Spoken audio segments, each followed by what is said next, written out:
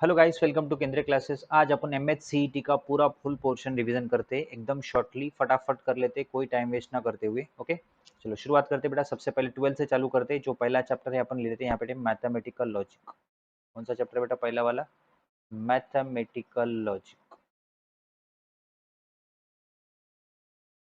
Most important chapter. और इसमें से 2 या 3 क्वेश्चन आपको आ सकते हैं।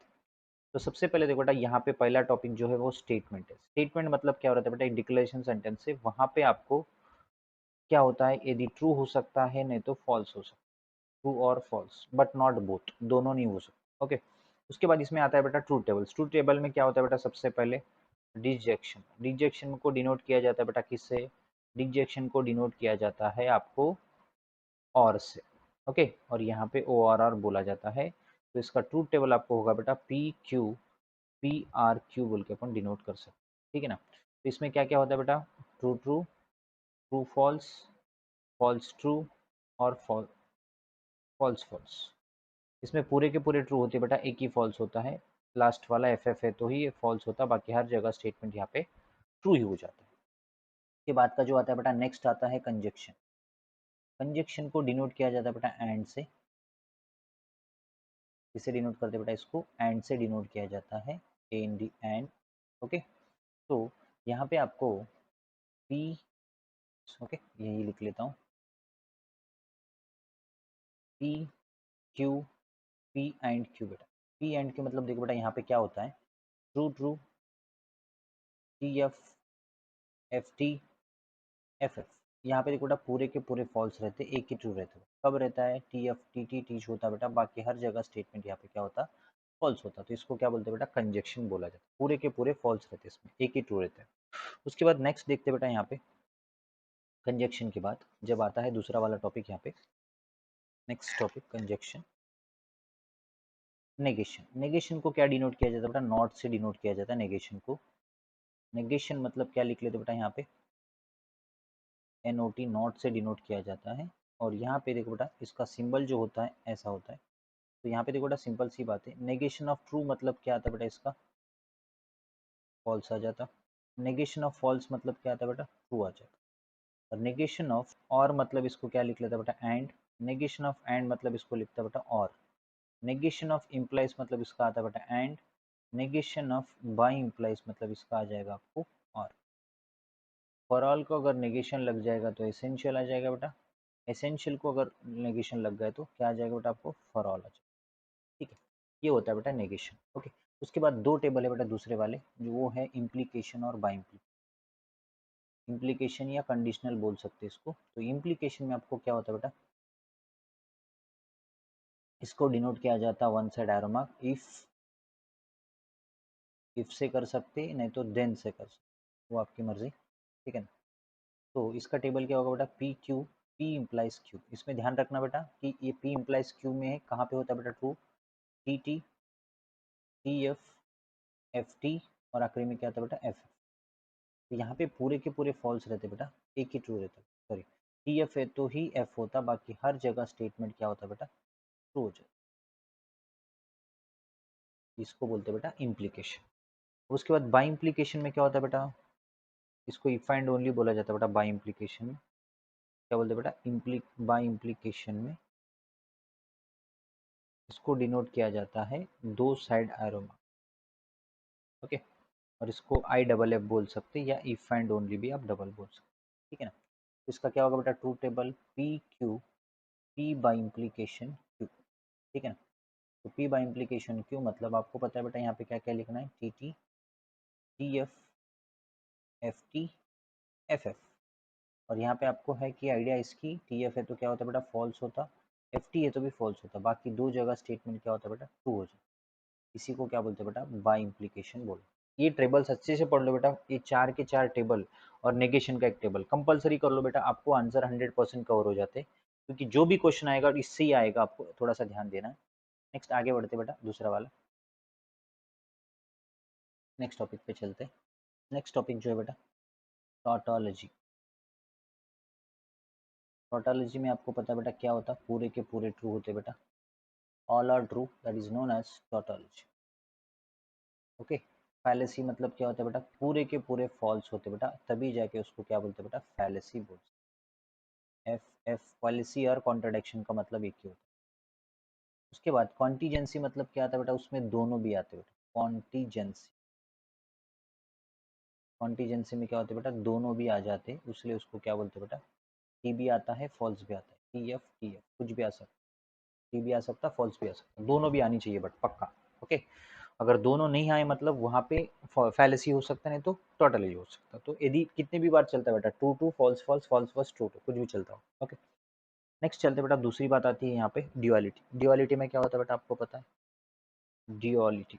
ड्यूअलिटी में आपको यहाँ पे आइडिया है कि और का स्टेटमेंट क्या होता है बेटा, एंड होता, एंड का स्टेटमेंट क्या होता है बेटा, और होता, इम्प्लाइज का स्टेटमेंट एंड होता, और बाई सॉरी ये दोनों में सॉरी ड्यूअलिटी में दो ही आते हैं बेटा, और एंड आता, नहीं तो एंड और आता, तो दोनों ही आ सकते हैं बेटा ड्यूअलिटी में, ज़्यादा ध्यान देना अच्छे से। नेक्स्ट देखते हैं बेटा दूसरी बात, अगर यहाँ पे ड्यूअलिटी ऑफ क्या करते बेटा, ट्रू करेंगे तो इसका क्या आता बेटा, फॉल्स आ जाता। ड्यूअलिटी ऑफ फॉल्स करेंगे तो इसका क्या आता बेटा, ट्रू आ जाता। अब उसके बाद नेक्स्ट आता है बेटा टोटोलॉजी का कॉन्ट्रडिक्शन आता है, कॉन्ट्रडिक्शन का टोटोलॉजी, ये है बेटा ड्यूअलिटी के रूल्स। ये थोड़ा अच्छे से देख लेना रूल, ड्यूअलिटी के रूल्स, कंफ्यूज नहीं होना। नेक्स्ट देखते हैं बेटा दूसरी बात, क्वांटिफायर। क्वांटिफाइड, ये दो तरीके का होता है बेटा, एक होता है यूनिवर्सल क्वांटिफायर और एक होता है एसेंशियल क्वांटिफायर। तो यूनिवर्सल में क्या होना चाहिए बेटा, ऑल द वैल्यू सेटिस्फाई चाहिए, value should be compulsory satisfy. और यहाँ पे क्या होता है बेटा, एसेंशियल में any one value, any one value, कोई भी एक वैल्यू अगर सेटिस्फाई करते हो तो जम जाता, कोई ज़्यादा करने की गरज नहीं। इसमें बेटा सबके सब सेटिस्फाई होने चाहिए तभी जाके वो जम जाता। नेक्स्ट देखते बेटा, उसके बाद आता है नेक्स्ट टॉपिक, क्वांटिफायर के बाद converse inverse contrapositive. Converse inverse, और उसके बाद क्या आता है बेटा, कॉन्ट्रा पॉजिटिव। कॉन्ट्रा पॉजिटिव, तो यहाँ पे क्वेश्चन कैसा दिया जाता है बेटा आपको, P इम्प्लाइज Q दिया, तो इसका कन्वर्शन क्या कर लेता बेटा मैं, देख लो बेटा कन्वर्शन क्या लिखूंगा इसका, Q इम्प्लाइज P लिख लेता हूँ। इनवर्स क्या लिखता है बेटा, negation P implies negation Q लिखता हूँ। और कॉन्ट्रा पॉजिटिव मतलब negation Q implies negation P लिख लो। ये बेटा कन्वर्स इनवर्स का मतलब, ये आपको स्टेटमेंट में दिया जाता है। कभी कभी आपको कॉन्ट्रा पॉजिटिव हो तो कन्वर्स निकालो बोलता, या इनवर्स दिए तो कन्वर्स निकालो बोलता, वो थोड़ा ध्यान देना बेटा अच्छे से। नेक्स्ट लॉस देख लेते बेटा, लॉजिकली लॉस क्या हो सकता है बेटा, लॉजिकली लॉस में देख लेना, P R Q equivalence of क्या लिखते हैं बेटा, क्यू आर पी बोल के से। ओके, उसके बाद P R Q and Q and R, इसको अपन डिस्ट्रीब्यूटिव लॉ बोलते हैं बेटा। पी आर क्यू लिख लेते हैं और दोनों के बीच में एंड है उसलिए पी आर लिख लेते हैं। और पी एंड क्यू एंड और इसका क्या हो सकता है बेटा, आपको पता है ना, पी एंड क्यू और P and R, distributive. Okay, उसके बाद इम्प्लॉइज क्या आ सकता है बेटा, पी इम्प्लॉइज क्यू को क्या लिख लेते हैं बेटा, यहाँ पे नेगेशन पी आर क्यू बोल के लिख सकते हैं। पी बाई इम्प्लीकेशन क्यू को क्या लिख लेते हैं बेटा, यहाँ पे negation P R Q and negation Q R P बोल के लिख सकते हैं। तो इसको इम्प्लाइज में अगर लिखना चाहते हो तो क्या लिखते हो बेटा, पी इम्प्लाइज, ओके डायरेक्टली लिख दिया मैंने बेटा। अगर आप इसको लिखना चाहते हो ऐसा भी लिख सकते हो, पी बाई इम्प्लीकेशन क्यू लिखते एंड क्यू इम्प्लाइज पी बोल के लिख सकते। इसको अपन लिखना है तो इम्प्लाइज में ऐसे लिखते हैं, तो ऐसे दोनों भी प्रॉपर्टी एक्सेप्ट कर सकते हैं। बहुत अच्छे से देख लेने में ज़्यादा कन्फ्यूज नहीं होना। उसके बाद नेक्स्ट देखते बेटा, आपको यहाँ पे मेन बात आती है कि सर्किट्स। सर्किट देखो बेटा, दो तरीके के सर्किट है। सर्किट में देखो बेटा पैरेलल बोले तो क्या आता है बेटा, अपर नीचे आ जाता, मतलब अपर और डाउन। जैसे कि डायग्राम देखो बेटा, आपको क्या होता है यहाँ पे, इसको आर से डिनोट कर सकते हैं। पैरेलल बोले तो S1, और अगर ये बाजू में आए तो क्या आता है बेटा, ऊपर नीचे S2, ठीक है ना। और पैरेलल के बाद आपको आएंगे बेटा सीरीज। सीरीज मतलब क्या होता है बेटा, साइड साइड में जब आता है तो उसको क्या बोलते हैं बेटा, सीरीज। S1 और S2 ये दोनों साइड साइड में है, तो इसलिए इसको अपन क्या बोलते हैं बेटा, सीरीज बोलते हैं। ये अपना लैम्प और ये अपनी बैटरी, और इसका यहाँ पे रहेगा बेटा बैटरी और यहाँ पे लैम्प हो। ध्यान देना बेटा आपको यहाँ पे, S1 बोले तो क्या, S2 बोले तो क्या। दूसरी बात यहाँ पे देख लेना बेटा, S1 का मतलब P का इस्तेमाल कर सकते हैं, S2 मतलब Q का, S3 मतलब R का, S1 डैश मतलब नेगेशन P, S2 डैश मतलब नेगेशन Q, और S3 डैश मतलब नेगेशन R। एच, तो यहाँ पे देख लो बेटा, S1 बोले तो नेगेशन P आता है, S2 बोले तो Q और S3 बोले तो R। S1 डैश को तो नेगेशन P, S2 मतलब नेगेशन Q, S3 मतलब नेगेशन R। ये हो गया बेटा अपना ट्रूथ टेबल। आपको ध्यान देना है बेटा, सीरीज में अपन और का इस्तेमाल एंड का इस्तेमाल करते और पैरेलल में क्या यूज करते बेटा, और का इस्तेमाल करते। ध्यान से देखना बेटा, यही है मैथमेटिकल लॉजिक। इतना ही पढ़ के जाओ बेटा, ज़्यादा पढ़ने की गरज नहीं। ओके, कुछ लॉस मिसिंग हुए तो गरज नहीं बेटा, लॉस आपको पढ़ने की गरज नहीं। अगर पढ़ लिए तो अच्छी बात है, क्योंकि अगर लॉस के क्वेश्चन भी आप ट्रूथ टेबल से सॉल्व कर सकते हैं। मुझे लगता है कुछ बच्चों को लॉस याद नहीं रहते, थोड़ा कंफ्यूज करते, तो टेंशन नहीं लेना। आप उसके द्वारा अपन जैसे डायरेक्टली ट्रूथ टेबल के द्वारा भी सॉल्व किए तो आपका आंसर सही आता। ऐसे नहीं कि लॉस यूज करो बोल के कोई रूल नहीं रहता। आपको अगर एग्जाम में, बोर्ड एग्जाम में रहता तो प्रूफ दिखा सकते थे, बट यहाँ पे कोई प्रूफ नहीं पूछता, उसलिए आपको आंसर से मतलब है। उसलिए आप यहाँ पे क्या कर सकते हो, लॉस पढ़े तो भी चलता, नहीं पढ़े तो चलता, बट लॉजिकल जो टेबल है वो अच्छे से पढ़ लो बेटा। वो टेबल्स अच्छे से आते हैं तो प्रॉब्लम नहीं आती है। ठीक है ना, ध्यान देना बेटा। नेक्स्ट, नेक्स्ट देखते हैं बेटा, लॉजिकली टेबल अच्छे से देख लेना, कंफ्यूज नहीं होना, जो भी आपको टेबल पड़ा हुआ है उस पर।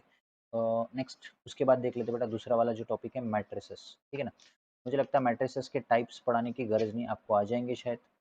टाइप्स क्या क्या है वो कोई परेशान नहीं लगती मुझे लगता है। तो नेक्स्ट देखते बेटा, मैथमेटिकल के बाद जो आने वाला चैप्टर है वो है अपना मैट्रिसेस। ठीक है, हेलो गाइस, नेक्स्ट चैप्टर देखते हैं matrices, short revision. Short revision मतलब एकदम परफेक्टली जो शॉर्टकट फॉर्मेशन देखते हैं ज्यादा से ज्यादा। मैट्रिक्स बोले तो आपको पता है already, number of arrangement of number of rows and number of columns is known as matrix. Okay, और मेन बात आती है बेटा, रो मैट्रिक्स मतलब एक ही रो होता है, उसको रो मैट्रिक्स बोला जाता है, और only one column is known as column matrix. Diagonal मतलब क्या होता है बेटा, डायगोनल में आपको पता है ऑलरेडी, डायगोनल मैट्रिक्स में क्या हो सकता है कि diagonal elements are different, non diagonal are zero, उसको डायगोनल मैट्रिक्स बोला जाता है। ठीक है, तो एग्जाम्पल देख सकते हैं आप यहाँ पे, छोटा सा एग्जाम्पल। क्या है बेटा, यहाँ पे 2 लिया, 0 0 1, इसको अपन क्या बोलते हैं बेटा, डायगोनल ऑफ मैट्रिक्स बोलते हैं। 2 by 2 और 3 by 3 में भी लिख सकते हो, ठीक है ना। दूसरी बात आती है स्केलर। स्केलर में क्या लिख सकते हैं बेटा, स्केलर मैट्रिक्स मतलब क्या होता है, जो जिनके डायगोनल एलिमेंट सेम होते हैं और नॉन डायगोनल क्या होते हैं बेटा, जीरो होते हैं। नॉन डायगोनल जीरो मतलब आपको पता है ऑलरेडी, 2 2 चाहिए, 0 0, इसको अपन क्या बोलते हैं बेटा, स्केलर मैट्रिक्स बोला जाता है। ठीक है ना, ध्यान देना है, इसको अपन स्केलर मैट्रिक्स बोल सकते हैं। दूसरी बात आती है यहाँ पे स्केलर के बाद, आई मैट्रिक्स या यूनिट मैट्रिक्स बोल सकते हैं। कौन से मैट्रिक्स बेटा, यूनिट मैट्रिक्स। यूनिट मैट्रिक्स में क्या होता है कि जिनका डायगोनल ऑलवेज क्या होता है बेटा, 1 होता है, 1 0 0 1, इसको अपन आई मैट्रिक्स से डिनोट किया जाता है। ओके, 3 by 3 में भी वही आएगा बेटा, 3 by 3 में अगर लेते हैं तो क्या लिख सकते हैं, 1 0 0 0 1 0 0 0 1 बोल के लिख सकते, this is called as I matrix. अब आती है मेन बात की बेटा, यूनिट मैट्रिक्स के बाद डिटर्मिनेशन। सिमेट्रिक भी पता होना चाहिए आपको। सिमेट्रिक ऑफ मैट्रिक्स बोले तो, सिमेट्रिक ऑफ ए मैट्रिक्स या स्क्यू सिमेट्रिक, दो भी है बेटा यहाँ पे। सिमेट्रिक ऑफ मैट्रिक्स बोले तो कुछ नहीं बेटा, A is equal T transpose, transpose करने के बाद उसके सेम प्रोसेस में आना चाहिए, इंटरचेंज द रोज कॉलम। सबसे पहले ट्रांसपोज मतलब क्या होता है, interchanging row sign columns. Transpose matrix मतलब क्या होता है, interchanging row sign columns is known as transpose matrix. Transpose matrix का मतलब होता है कि आपको अगर कोई भी एक मैट्रिक्स लेते हो तो उसको रो को कॉलम में लिखना है, कॉलम को रो में लिखना है। इसका ट्रांसपोज क्या लिख लेते हो बेटा, A transpose is equal to 2 3 4 5, इसी को क्या बोलते हैं, ट्रांसपोज मैट्रिक्स बोलते हैं। 3 by 3 2 by 2, और सबसे पहले वो स्क्वायर चाहिए, स्क्वायर के लिए नंबर ऑफ रोज है, नंबर ऑफ कॉलम्स इक्वल चाहिए। उसके बाद नेक्स्ट आती है बेटा स्क्यू सिमेट्रिक। स्क्यू सिमेट्रिक में क्या होता है, स्क्यू सिमेट्रिक बोले तो A is equal to minus A transpose, A equal क्या था बेटा, minus A transpose is known as skew symmetric matrix. अब नेक्स्ट देखते हैं बेटा यहाँ पे सिंगुलर मैट्रिक्स। सिंगुलर मतलब क्या होता है, डिटर्मिनेशन करने के बाद इज इक्वल टू क्या आना चाहिए बेटा, उसका जीरो आना चाहिए, उसी को सिंगुलर बोलते हैं। तो डिटर्मिनेशन का फॉर्मूला आपको पता होगा बेटा, A D minus B C is equal to zero आ गया तो सिंगुलर हो जाता है। ठीक है, उसके बाद नॉन सिंगुलर मतलब क्या होता है बेटा, यहाँ पे non singular. Okay, non singular matrix किसे बोला जाता है बोले तो, जिन चीज का determination not equal to zero आता है उसी को अपन क्या बोलते हैं बेटा, नॉन सिंगुलर मैट्रिक्स बोलते हैं। एडी माइनस बी सी करने के बाद आपको अगर नॉट इक्वल टू जीरो आता तो उसे क्या बोलते हैं, नॉन सिंगुलर मैट्रिक्स बोला जाता है। ओके, नेक्स्ट दूसरी बात देखते हैं बेटा, इनवर्स मैट्रिक्स। इनवर्स मतलब क्या होता है बेटा, ए इनवर्स इक्वल टू उसका फॉर्मूला हो जाएगा बेटा आपको, अगर 2/2 के हिसाब से पकड़े तो 1/mod A into adjoint of A. Adjoint of A मतलब उसको क्या लिखते हैं बेटा, D minus B minus C बोल के लिख सकते, माइनस सी और ए। अगर यहाँ पे ए इनवर्स में 3/3 में दिया जाता है तो इसको एडजॉइंट ऑफ ए बोल सकते बेटा, सेम फॉर्मूला, क्योंकि डिटर्मिनेशन ऑफ 2/2 में इसको लिख सकते, 3/3 में ऐसा लिख सकते, तो इसलिए उसको एडजॉइंट ऑफ ए कर लेते। Adjoint of A, this is known as A inverse matrix. ध्यान से देखना बेटा, सिंगुलर मैंने ऑलरेडी बताया, बस टाइप्स बता रहा हूँ बेटा कि आपको आइडिया आ जाए, फटाफट टाइम जल्दी कवर हो जाए सिलेबस पूरा पढ़ने की जगह, फटाफट शॉर्टकट में पूरा पढ़ ले तो आपको ईजी हो जाए। ओके, नेक्स्ट देखते हैं, आगे बढ़ते हैं बेटा थोड़ा सा। एडिशन सब्ट्रैक्शन तो आपको पता है बेटा, एडिट कैसे करना है, फर्स्ट टर्म करना है, सेकंड टर्म सेकंड करना है, ओके ना। उसके बाद नेक्स्ट आता है बेटा आपको यहाँ पे कुछ प्रॉपर्टीज है, जैसे इंपॉर्टेंट वाली आपको बेटा, यहाँ पे अगर a into adjoint of A, adjoint of A is equal to क्या लिख सकते हैं बेटा अपन इसको, प्रॉपर्टी याद रखना बेटा, सीधा मॉड ए इंटू आई बोल के लिख सकते, मॉड ए इंटू क्या लिखेंगे बेटा, आई, आई मैट्रिक्स मतलब 1001, A into adjoint of A is equal to mod A into I लिख सकते। अदरवाइज इसी में इनवर्स में एक प्रॉपर्टी है बेटा, इनवर्स में क्या प्रॉपर्टी है बोले तो, A into A inverse of A into A inverse equal क्या लिख लेते, A inverse into A is equal to, we how to write I बोल के लिख सकते, क्या लिख लेते, आई बोल के लिख सकते। ध्यान देना बेटा अच्छे से, प्रॉपर्टी पे कंफ्यूज नहीं होना, ओके ना। दूसरी बात आती है बेटा यहाँ पे, आपको मेन बात आती है कि डिटर्मिनेशन 3/3 का कैसे करें। बहुत बच्चों को यही पे प्रॉब्लम होती है कि 3/3 का डिटर्मिनेशन कैसे किया। कुछ नहीं बेटा, वेरी सिंपल, अगर कोई भी एक सिंपल सी मैट्रिक्स लेते हो तो अगर उसकी वैल्यू इक्वल टू 0 है तो सिंगुलर बोलते हैं, नॉट इक्वल 0 है तो नॉन सिंगुलर बोला जाता है, ओके। 2 1 1, तो यहाँ पे देखो बेटा मैं बता देता हूँ कि फर्स्ट टर्म लेना है, फर्स्ट टर्म लेने के बाद उसके अपोजिट में कौन है बेटा, 4 1 1 1, और मिडिल में कभी भी प्लस रहा तो माइनस लेना, -2 के अपोजिट में 1 1 2 1। उसके बाद नेक्स्ट आता है बेटा +3, 3 के अपोजिट में आपको आ जाता है 1 4 2 1, ठीक है। अब इसका आपको आंसर आता है बेटा 4 1 ज़ा 4 -1 1 ज़ा 1, फिर -2 लिख लेते हैं बेटा, 1 1 ज़ा 1 2 1 ज़ा 2, प्लस 3 इंटू 1 1 ज़ा 1 4 2 ज़ा 8। इसके आंसर क्या था बेटा, 3 आ जाता, -2 इंटू -1 आ जाएगा, और 3 इंटू कितना बेटा -7 आता, तो 3 माइनस इंटू माइनस +2 हो जाता, और 7 3 ज़ा 21, तो 21 में से अगर अपन ने 5 निकाल दिए तो कितना आ जाएगा बेटा आपको, 20 कितना आ सकता है, 26 आ सकता, सॉरी 18 आ जाए, 16 आ जाएगा। कौन सा 16 आएगा बेटा, -16, this is not equal to 0, which is matrix, this is non singular matrix बोला जाए इसको, क्या बोलते हैं बेटा इसको, नॉन सिंगुलर। दूसरी बात, इसके प्रॉपर्टीज देख लेना बेटा, थोड़े से प्रॉपर्टी कंफ्यूज नहीं होना चाहिए, आपको ऑलरेडी ट्रांसपोज मैट्रिक्स क्लियर होगा, ट्रांसपोज मैट्रिक्स बोले तो भी पता है, ओके ना। अब कुछ बात ऐसे है बेटा कि आपको उसको डायरेक्ट याद रख सकते हो, प्रॉपर्टीज में ने इन्वर्स वाली मैंने प्रॉपर्टी आपको बताई थी, इन्वर्स वाली भी याद रख सकते हो। और याद रखना बेटा दूसरी बात, ए इज इक्वल टू 1 0 दिया है और ए 1 दिया है, तो इसकी प्रॉपर्टी अपन क्या लिख सकते हैं बेटा, देन ए की पावर एन कितना हो सकता है अगर पूछेगा तो अपन क्या लिख लेते बेटा, एन की जगह कोई भी टर्म आ सकता है तो उसको क्या लिख लेते, सीधी सी बात, उसको लिख लेते बेटा अपन 1 0, उसके बाद एन ए, और उसके बाद आएगा 1, ओके। ध्यान देना, डायरेक्टली ऐसे लिख सकते हो।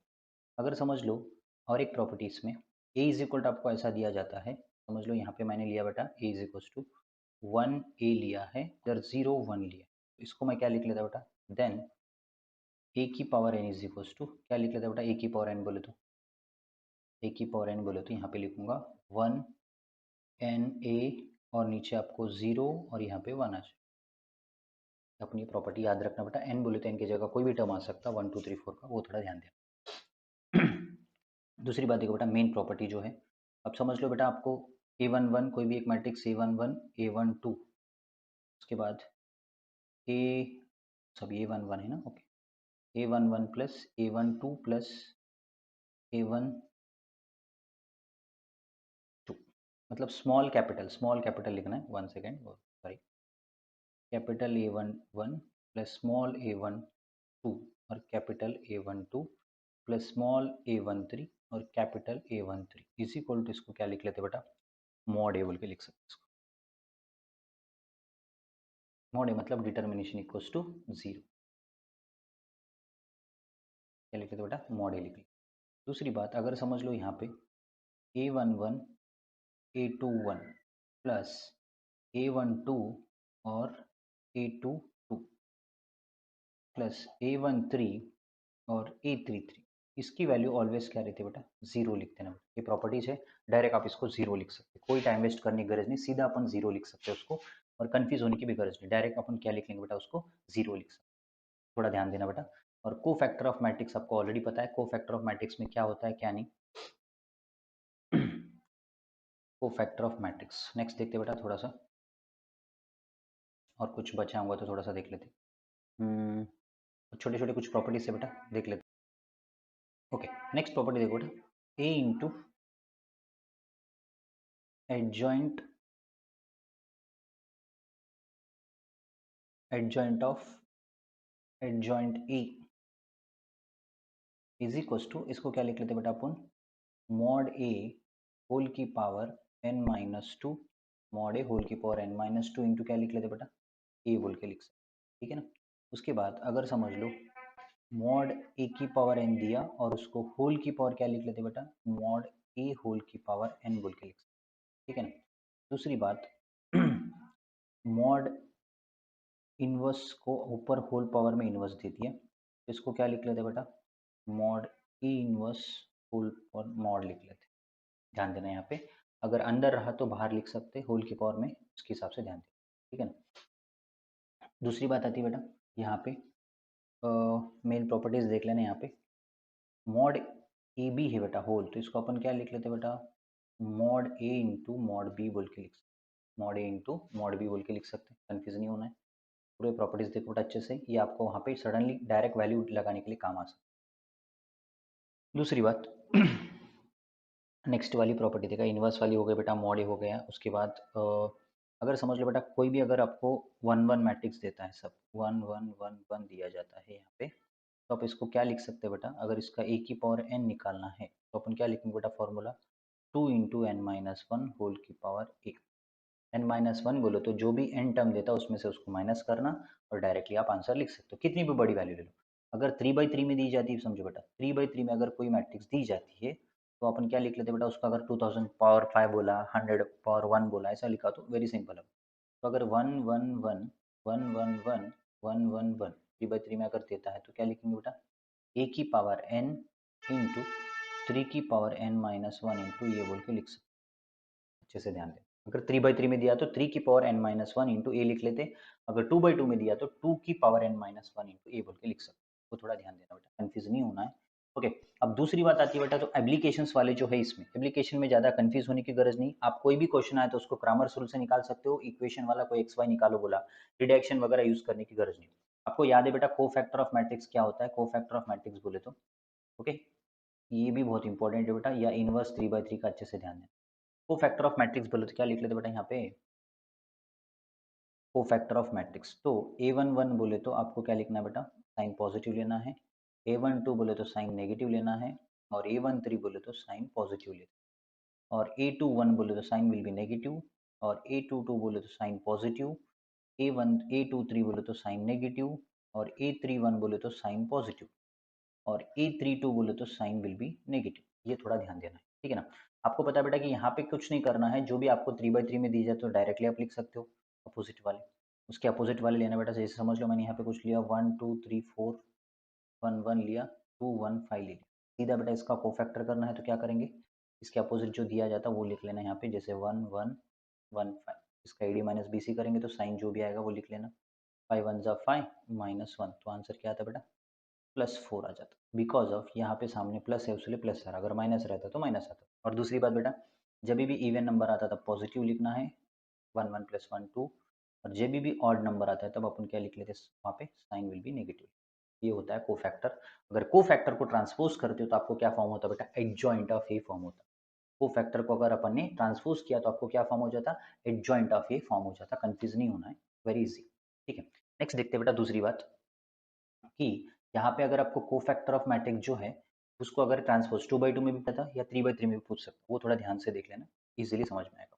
नेक्स्ट चलते बेटा दूसरे चैप्टर पे, देख लो बेटा मैट्रिसेस में कोई कंफ्यूजन नहीं ना।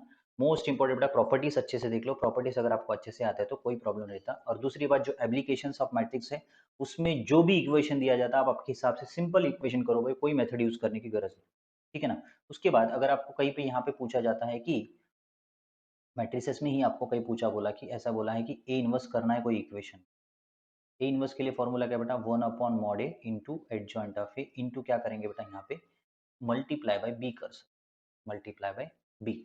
अगर रिडक्शन मेथड लेते हो तो क्या आता है बेटा, ए एक्स इक्वल टू बी लिख लेते, रिडक्शन निकल जाता। और एलिमेंट्री ट्रांसफॉर्मेशन है, एलिमेंट्री ट्रांसफॉर्मेशन तो आपको पता है, रो में देता है उसको कॉलम में लिखना है। अगर एलिमेंट्री ट्रांसफॉर्मेशन इन्वर्स करो बोला तो क्या फॉर्मूला है बेटा, A into A inverse equals to I लिख ली। तो मुझे लगता है ये जो इनवर्स है, आप इस एलिमेंट्री इनवर्स को ये मेथड करने की गरज नहीं, अपना नॉर्मल वाला इनवर्स किए तो भी चलता है बेटा। ये किसका फॉर्मूला है बेटा, इक्वेशन वाले इनवर्स का फॉर्मूला है। कोई भी अगर इक्वेशन मेथड देता है 2x प्लस 3y+4 दिया है और x plus Y is equal to दिया, तो इसके लिए काम आता है बेटा ये adjoint of A into B करना है। बी मतलब ये 4 और 2 को मल्टीप्लाई करके एक्स वाई की वैल्यू निकाल सकते हैं। मुझे लगता है कि एप्लीकेशंस वाले क्वेश्चन को सीधा आप 1 और 2 कर दो इक्वेशन, आपको एक्स वाई की वैल्यू निकलती है। अब एलिमेंट्री ट्रांसफॉर्मेशन बोले तो दो टाइप के ट्रांसफॉर्मेशन, रो और कॉलम। तो इसको भी बेटा आपका जो आंसर आता है एलिमेंट्री ट्रांसफॉर्मेशन जो है इसमें दो टाइप के हैं। तो आपको क्या करना है, अपना नॉर्मल वाला मेथड किए तो भी चलता है, ये रो और कॉलम का करने की गरज नहीं, अपना नॉर्मल वाला 1/mod इंटू एडजॉइंट ऑफ ये तो भी वही आंसर आता है। आपको कंफ्यूज नहीं होना, दोनों एक दूसरे इक्वली रहते। ओके, नेक्स्ट चैप्टर पे चलते, दूसरा वाला चैप्टर की शुरुआत करते हैं, जो है वो दूसरा वाला ट्रिग्नोमेट्री।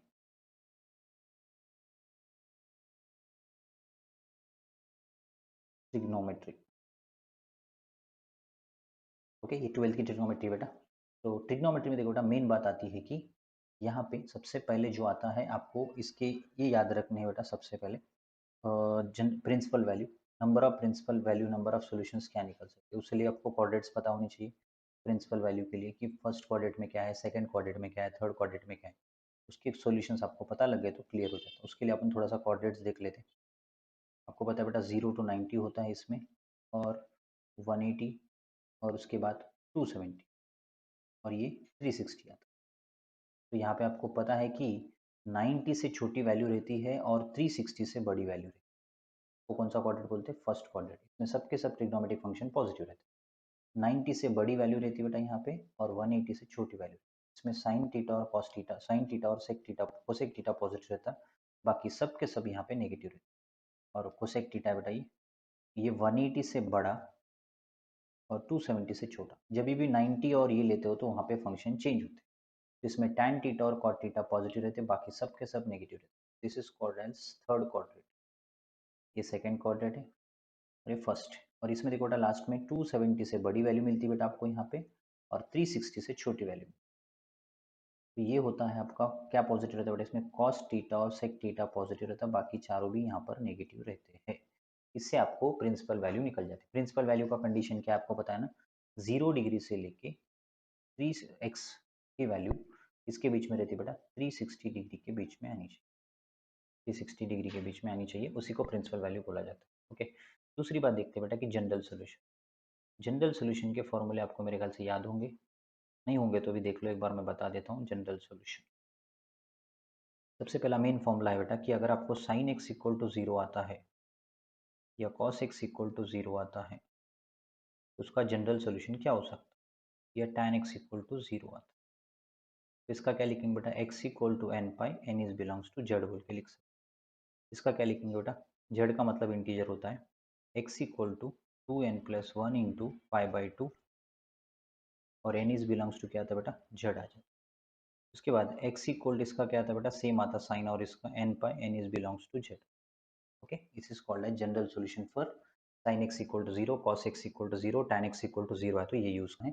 उसके बाद नेक्स्ट जो है बेटा, अगर sin x equal to alpha, मतलब साइन के साथ कुछ वैल्यू आती है सामने जीरो छोड़ के, और cos x equal to cos alpha, और tan x equal to tan alpha, इसके लिए क्या आ सकता है बेटा, ये सबके लिए देखो बेटा अलग अलग आएगा जिसका उसको।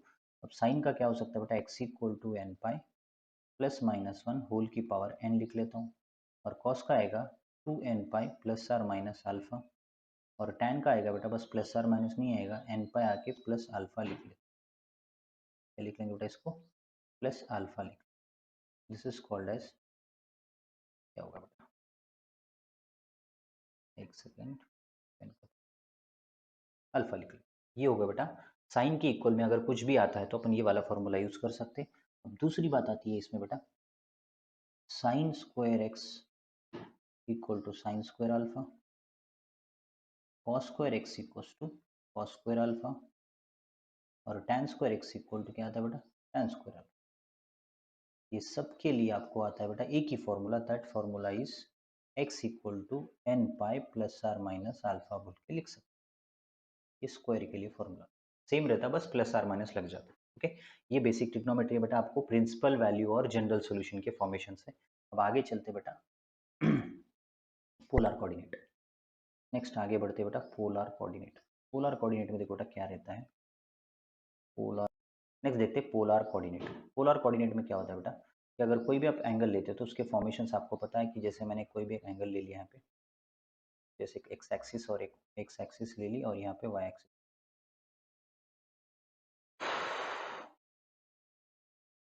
अरे यार क्रॉस चलिए।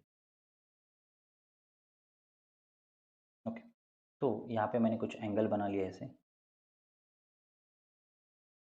तो वो होता है अपना थीटा और ये पी पॉइंट लिया बेटा एक्स कामा वाई, ये मेरा वाई हो गया और ये एक्स हो गए और ये आर हो।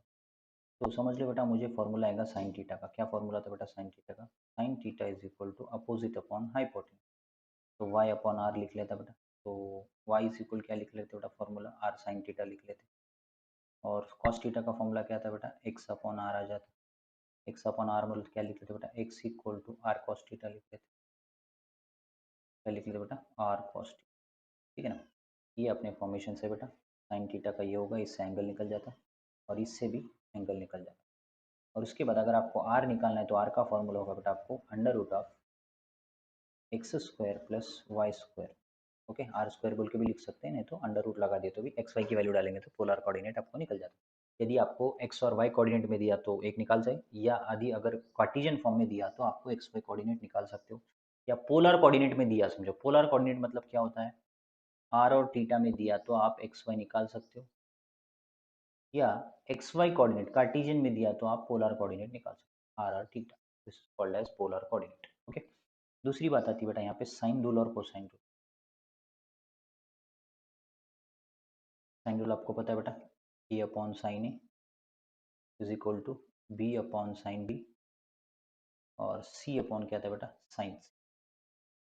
नेक्स्ट उसके इज इक्वल टू में के वगैरह लैम्डा आपकी मर्जी जो लिखना है लिख सकते हो। नेक्स्ट उसके बाद आता है बेटा सेकंड वाला फॉर्मेशन है वो है कोसाइन रूल। कोसाइन रूल में क्या आता है बेटा यहाँ पे कोसाइन रूल।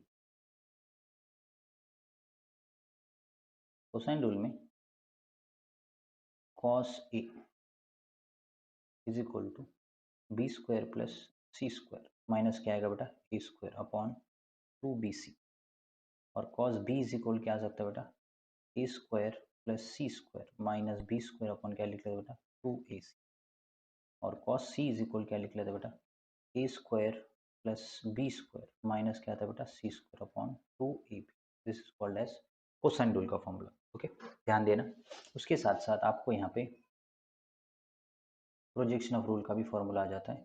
प्रोजेक्शन रूल मतलब क्या होता है बेटा यहाँ पे देख लेना। प्रोजेक्शन रूल,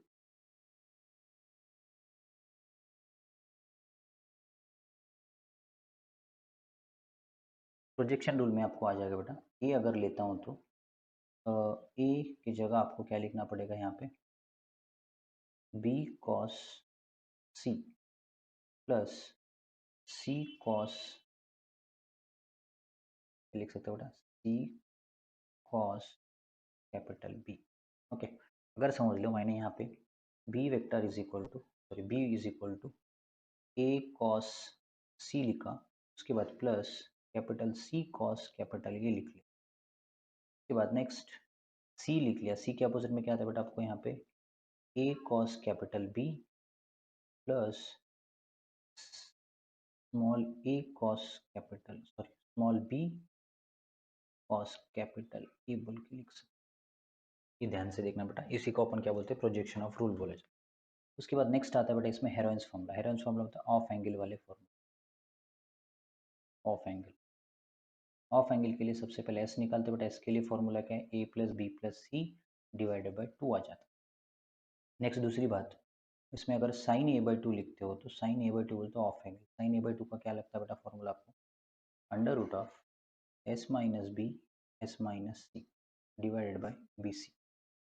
और कॉस ए बाई टू को क्या लिख लेते हैं बेटा, under root of S minus B ना, सॉरी, एस माइनस ए और S minus C divided by A C.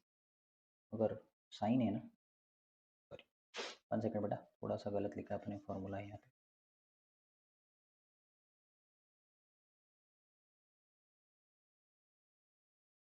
Sign B by two, sine B by two के लिए क्या लिख लेता बेटा फॉर्मूला अपने यहाँ पे, under root of S minus A और S minus C divided by A C. तो next cos sine C by two बोले तो साइन सी बाई टू का क्या आता है बेटा यहाँ पे, under root of S minus A S minus B divided by A B. ये होगा बेटा of angle in terms of sine वाला। अगर ऑफ एंगल में कॉस ए बाई टू का क्या आ सकता है बेटा, कॉस ए बाई टू का, कॉस ए बाई टू के लिए under root S into S minus A, S into क्या है बेटा S minus A upon B C. और कॉस बी बाई टू बोले तो क्या आता है बेटा, under root of S into S minus B upon A C. और कॉस सी बाई टू बोले तो क्या लिख लेते हैं बेटा, under root of S into S minus C upon A B. 1 second,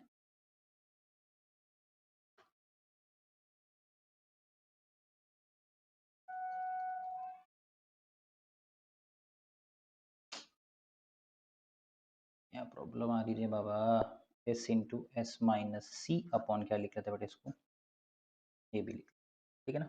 मेरे ख्याल से थोड़ा सा नेटवर्क इशू हो रहा है कुछ, तो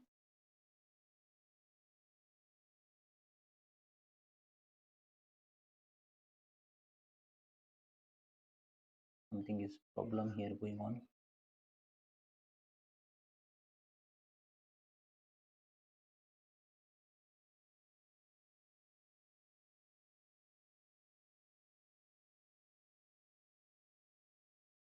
डिवाइड बाय क्या लिख लेते हैं बेटा यहाँ पे, ए बी लिख, थोड़ी सी प्रॉब्लम आ रही है मेरे ख्याल से, सम नेटवर्क इशू।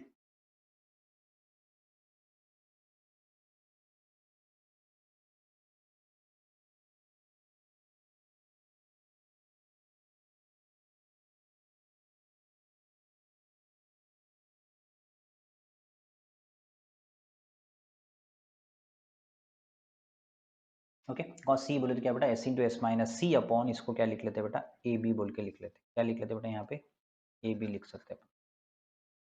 नेक्स्ट देखते हैं, नेक्स्ट आता है बेटा इंट्रायंगल, आ रही है बेटा यहाँ पे वैल्यू, यहीं पे कुछ तो गड़बड़ है। ओके, ये फॉर्मूला इधर लिख लेते हैं बेटा,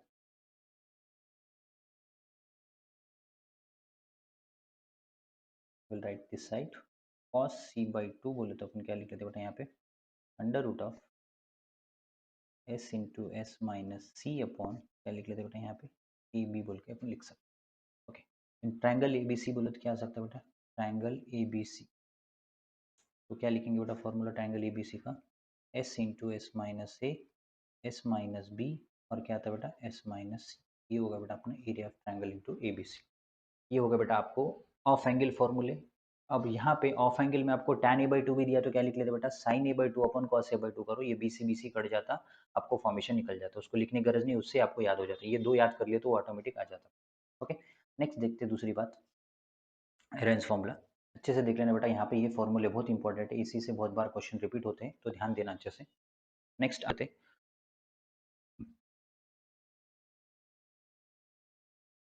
नेक्स्ट देखते बेटा, नेक्स्ट टॉपिक जो है inverse trigonometric function, inverse trigonometric function.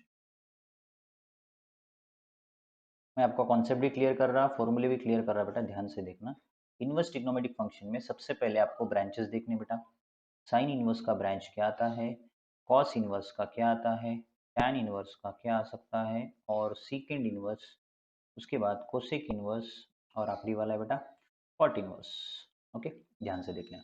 तो यहाँ पे एक ध्यान देना बेटा कि आपको यहाँ पे इसकी जो डोमेन है वो क्या आती है और उसका ब्रांच क्या सकता है। ये डोमेन है और उसकी जो रेंज, रेंज मतलब उसको ब्रांचेस भी बोल सकते हैं आप। तो देख लो बेटा क्या आ सकती है क्या नहीं। तो सबसे पहले देखो बेटा, आपको पता है साइन का जो रेंज होता है किसके बीच में रहता है बेटा, डोमेन -1 और +1 के बीच में। तो मैंने बोला तो थोड़ा उल्टा आ जाएगा, यहाँ पे इनवर्स में ऐसा आएगा -1 और +1 के बीच में आएगा।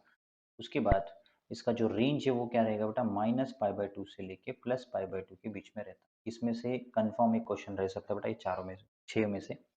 और कॉस इनवर्स का आपको आ जाएगा बेटा -1 से +1, बट यहाँ पे ओनली पॉजिटिव एक्सेप्ट करता, 0 से लेके पाई के बीच में आता है। और टैन इनवर्स का क्या रहता है बेटा, -∞ टू +∞, और इसका जो रेंज है -π/2 से लेके +π/2 के बीच में आता है। उसके बाद सीकेंड इनवर्स क्या आ सकता है बेटा, सीकेंड इनवर्स बोले तो सीकेंड इनवर्स का रियल नंबर आ जाएगा बेटा। इसकी वैल्यू किसके बीच में आती है बेटा, minus pi zero, sorry, zero से लेके क्लोज ब्रैकेट, इंक्लूडिंग ये रियल नंबर है, जीरो से लेके क्लोज ब्रैकेट पाई, इंक्लूडिंग क्या आता है बेटा यहाँ पे, इंक्लूडिंग π/2।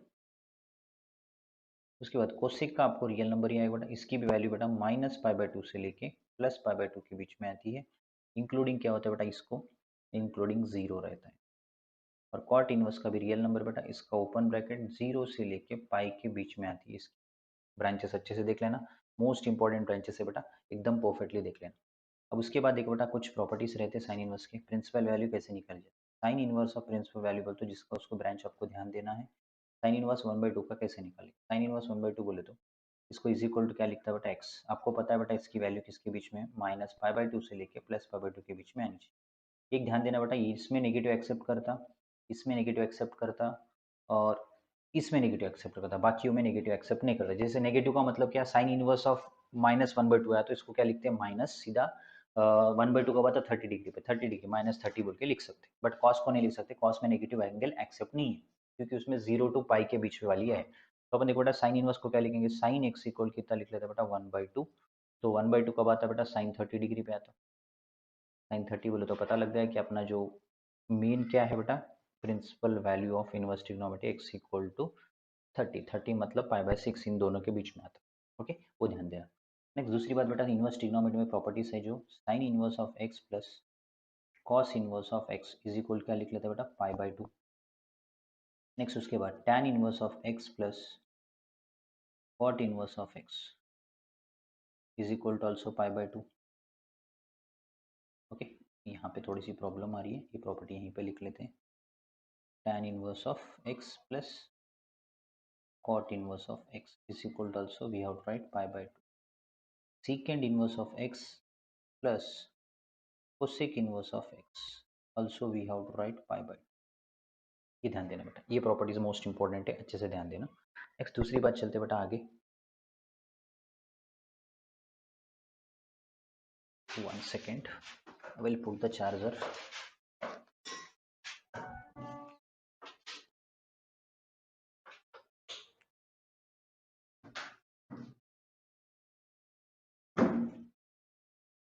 लैपटॉप की चार्जिंग खत्म हो चुकी है थोड़ी सी। चलो नेक्स्ट देखते हैं बेटा, ये प्रॉपर्टी हो गई। अगर समझ लो बेटा sine inverse of X plus sine inverse of Y is equals to, we have to write sine inverse of, क्या लिख लेते बेटा, X into under root of 1 minus Y square plus Y into under root 1 minus X square. के बाद next property आती है second वाली property, minus plus, same बेटा इधर माइनस लिखूंगा तो इधर माइनस आ जाएगा, ध्यान देना अच्छे से। अगर cos inverse of X plus और minus cos inverse of Y, इसको क्या लिखता है बेटा, जब प्लस रहा तो माइनस लिखूंगा, माइनस रहा तो प्लस लिखूंगा। कॉस इनवर्स ऑफ क्या लिखता है बेटा, X into Y minus plus under root of 1 minus X square into under root of 1 minus Y square. ये ध्यान देना बेटा अच्छे से। दूसरी बात, थर्ड प्रॉपर्टी है tan inverse of X plus are minus tan inverse of Y is equal to क्या आ सकते हैं बेटा, इसकी वैल्यू आपको tan inverse of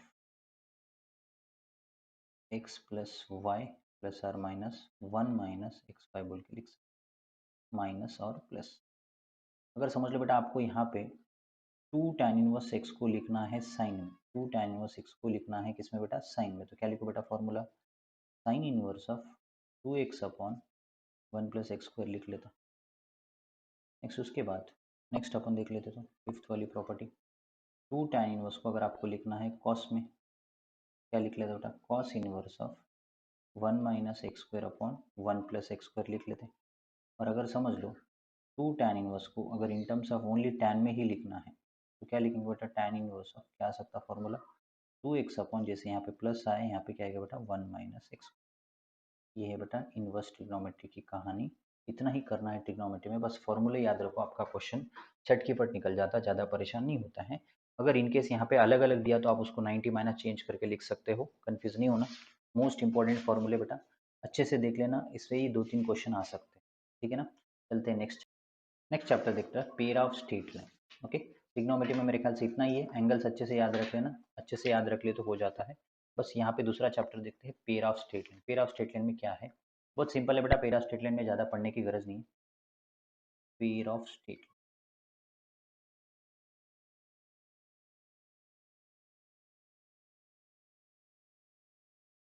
pair of straight line, तो पेयर ऑफ स्ट्रेट लाइन में देखो बेटा, सबसे पहले आपको पता है कि पेयर ऑफ स्ट्रेट लाइन का इक्वेशन क्या है बेटा, pair of straight line equation A X square plus 2hxy plus B Y square equal to क्या है बेटा 0।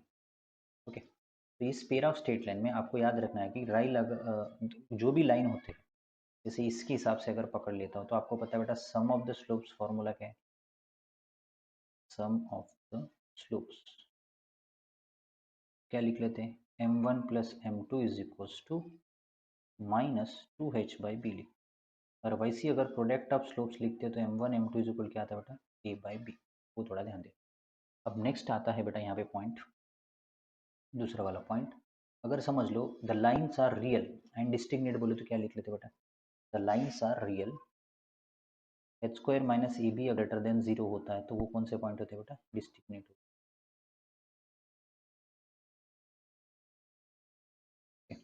अगर समझ लो एच स्क्वायर माइनस ए बी की वैल्यू इज इक्वल टू 0 आती तो वो क्या होता है बेटा, पैरेलल हो सकता है या कोइंसिडेंट हो। और इसकी वैल्यू अगर एच स्क्वायर माइनस ए बी की वैल्यू लेस देन 0 आती है या लेस देन 0 आई, मतलब this is not a pair of straight line, ये पेयर ऑफ स्ट्रेट लाइन नहीं हो सकता, pair of line, pair of line को शो नहीं कर सकते नेगेटिव। ओके, वो ध्यान देना। दूसरी बात देखो बेटा, अगर कोई भी इक्वेशन अगर परपेंडिकुलर बोलता है, अगर आपको जॉइंट इक्वेशन बनाना है, ऐसा वाला इक्वेशन दिया A square plus 2hxy plus B Y square, इसका आपको जॉइंट इक्वेशन या कंबाइन इक्वेशन बनाना है और वो भी परपेंडिकुलर बोला जाता है, तो अपन क्या लिखते हैं बेटा फॉर्मूला इसका, वेरी सिंपल फॉर्मूला आता है कि अगर आप दो लाइन अगर परपेंडिकुलर बोला जाता है तो क्या लिखना, और पैरेलल बोला तो क्या लिखना।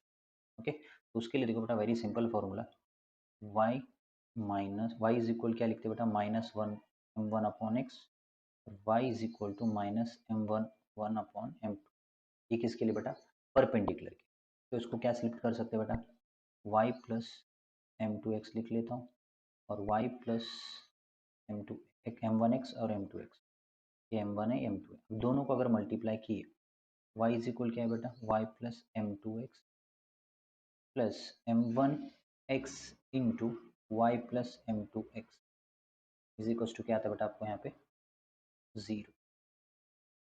इसको मल्टीप्लाई किया तो क्या होता है बेटा वाई स्क्वायर और उसके बाद क्या आएगा m2xy, उसके बाद m1xy, उसके बाद m1m2x स्क्वायर आ जाए, m1m2 क्या आता है बेटा x square is equal to क्या लिख लेता 0। तो अपने को फॉर्मेशन बन गया बेटा y square equal to x y, अगर कॉमन निकालता हूँ तो क्या आएगा बेटा m1 प्लस m2। अब उसके बाद इधर साइड में लिख लेता बेटा, कन्फ्यूज मत हो जाओ, ये वाला स्टेप साइड लिखता, थोड़ा यहाँ पे थोड़ी प्रॉब्लम आ रही है। वाई स्क्वायर क्या लिख लेता बेटा, एक्स वाई बाहर निकालूंगा तो क्या आता है m1 प्लस m2 आ जाता, और इधर क्या लिख लेता बेटा m1m2 एक्स स्क्वायर बोल के लिख सकते। ये किसके लिए बेटा, अगर pair of straight line perpendicular है और उसमें कंबाइन इक्वेशन निकालना है या जॉइंट इक्वेशन। अगर पैरेलल बोला तो क्या लिख लेते बेटा, यदि ये परपेंडिकुलर के लिए आता है, अगर पैरेलल के लिए क्या लिखेंगे बेटा, x square minus x y into m one plus क्या लिख लेते बेटा, m two plus Y square into m one m two. बस एम वन एम टू की वैल्यू डालो, m one plus m two की वैल्यू डालो, आपको आंसर निकल जाता है। उसके साथ साथ बेटा angle between two, acute angle बोलेंगे। एक्यूट एंगल बोले तो फॉर्मूला क्या लगता है बेटा, acute angle, pair of straight line का एक्यूट एंगल निकालने के लिए क्या है बेटा, tan theta is equal to, formula क्या लिख लेते बेटा, tan is equal to 2 into under root of h square minus A b upon क्या लिख लेते बेटा, a plus. Two lines are, अगर pair of straight line perpendicular है तो फॉर्मूला क्या लगेगा बेटा, a plus b equal to 0 लिखो। और पेयर ऑफ स्ट्रेट लाइन अगर पैरेलल है तो फॉर्मूला क्या है बेटा, h square minus A B is equal to 0 बोल के लिख सकते। वो थोड़ा ध्यान से देख लेना, कंफ्यूज नहीं होना, इतना ही टॉपिक है आपको अच्छे से देखने के लिए, कोई परेशान होने की गरज नहीं। इतना ही पढ़ के जाओ बेटा, अच्छे से शॉर्ट रिवीजन करके जाना इसका, और एकदम सिंपल सा रिवीजन करना है और ज़्यादा रटने की गरज नहीं है, very simple formula. Okay, confuse नहीं होना। परपेंडिकुलर बोलते a plus b equal 0, parallel बोले तो h square minus A b equal to 0। बहुत परफेक्टली देख लेना, यहाँ पे कोई कंफ्यूज होने की गरज नहीं, ठीक है ना। चलो नेक्स्ट चैप्टर पे चलते बेटा। हेलो गाइस, नेक्स्ट देखते हैं अपन वेक्टर चैप्टर। ओके, वेक्टर में क्या है, वेक्टर आपको पता है बेटा एक फिजिकल क्वांटिटी, फिजिकल क्वांटिटी में दो टाइप है, एक वेक्टर क्वांटिटी और एक स्केलर क्वांटिटी, ठीक है ना। स्केलर क्वांटिटी में ओनली मैग्नीट्यूड रहता है और वेक्टर क्वांटिटी में मैग्नीट्यूड और डायरेक्शन दो भी रहते हैं। तो सबसे पहले देखते हैं बेटा कि मैग्नीट्यूड होता क्या है। मैग्नीट्यूड होता है बेटा, अगर कोई वेक्टर को अगर मैग्नीट्यूड लिखते हो तो उसका फॉर्मूला क्या आता है बेटा, सीधी सी बात, under root of A square plus B square plus C square. Okay, इसको बोलते हैं मैग्नीट्यूड। और दूसरी बात बेटा, पोजीशन वेक्टर आपको पता है, पोजीशन वेक्टर किसे बोलते हैं, ए बी वेक्टर का पोजीशन वेक्टर क्या होता है बेटा, बी माइनस ए होता है। और ए सी वेक्टर का पोजीशन वेक्टर क्या होता है बेटा, सी वेक्टर माइनस ए वेक्टर होता है। और ए डी का पोजीशन वेक्टर क्या हो जाता है बेटा, नेक्स्ट ए डी का position vector D vector minus ए वेक्टर। ओके, और वेक्टर प्रोडक्ट में आपको पता है बेटा, आई डॉट आई बोले तो वन हो जाता, जे डॉट जे बोले तो भी वन होता, और के डॉट के बोले तो भी वन हो। ठीक, अब आपको पता है बेटा कि अगर मैग्नीट्यूड, जिस चीज़ का मैग्नीट्यूड जीरो होता है तो उसको अपन क्या बोलते हैं बेटा, नल वेक्टर बोलते हैं। और जो चीज़ का मैग्नीट्यूड ऑलवेज वन होता है उसको अपन क्या बोलते हैं बेटा, यूनिट मैट्रिक्स बोला जाता है। कौन से मैट्रिक्स बेटा, यूनिट मैट्रिक्स। तो यूनिट मैट्रिक्स का फॉर्मूला भी आपको पता है बेटा क्या है, ए कैप इज इक्वल क्या लिख लेते, A vector upon magnitude of A vector बोल के लिख सकते, A vector upon magnitude of A vector लिख सकते, ठीक है ना। अब दूसरी बात चलते हैं बेटा, कोलिनियर वेक्टर। कोलिनियर वेक्टर मतलब आपको ऑलरेडी पता है, एक ही लाइन पे तीन पॉइंट होते हैं, उसी को अपन कोलिनियर वेक्टर बोला जाता है, कोलिनियर वेक्टर। तो इसको अपन क्या लिखते हैं बेटा, formula A vector is equal to, A vector is equal to lambda B vector, otherwise अपन ऐसे भी लिख लेते, A B is equal to lambda A C. अगर दो वेक्टर पैरेलल है तो क्या लिखते हैं बेटा, formula a one A two, b one B two, c one C two, ऐसे लिख सकते, ठीक है ना। दूसरी बात, कोलिनियर वेक्टर मतलब क्या होता है, एक ही प्लेन पे, कोप्लानर सॉरी, कोप्लानर वेक्टर मतलब क्या हो जाता है कि एक ही प्लेन पे तीन पॉइंट होते हैं, उसी को अपन क्या बोलते हैं, कोप्लानर वेक्टर बोला जाता है। कोप्लानर मतलब अगर डिटर्मिनेशन इक्वल टू जीरो किए तो कोप्लानर हो जाए, ठीक है ना। नेक्स्ट आगे चलते बेटा, लीनियर कॉम्बिनेशन। लीनियर कॉम्बिनेशन किसे बोला है, लीनियर कॉम्बिनेशन, लीनियर कॉम्बिनेशन मतलब क्या होता है,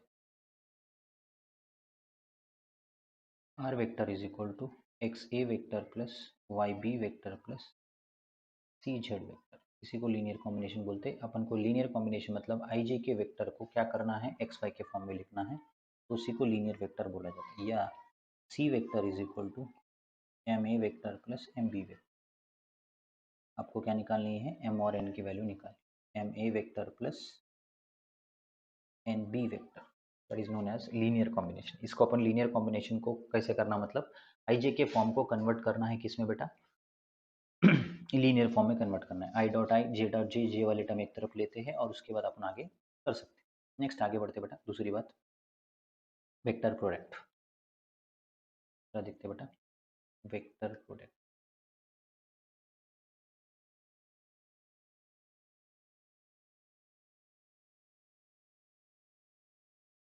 वेक्टर प्रोडक्ट में क्या आता है, आपको पता है ऑलरेडी कि वेक्टर प्रोडक्ट में I dot I, J dot J one हो जाता, ठीक है ना। और उसके बाद जब कोई भी अगर आप एंगल लेते हो, एंगल बिटवीन टू वेक्टर जैसे बोला जाता है ना, एंगल बिटवीन टू वेक्टर मतलब कैसे बेटा, अगर कॉस थीटा लेते हो, कॉस थीटा का फॉर्मेशन क्या बेटा, एंगल बिटवीन का a dot B upon magnitude of a and magnitude of b लिख। ओके, जब भी कोई भी एक थीटा की वैल्यू अगर आपको बोली जाती है कि theta is equal to acute angle बोलेगा, 90 डिग्री बोलेगा, तो अपन क्या लिखे बेटा, theta is equal to A dot b बोल के लिख सकते, that is our perpendicular.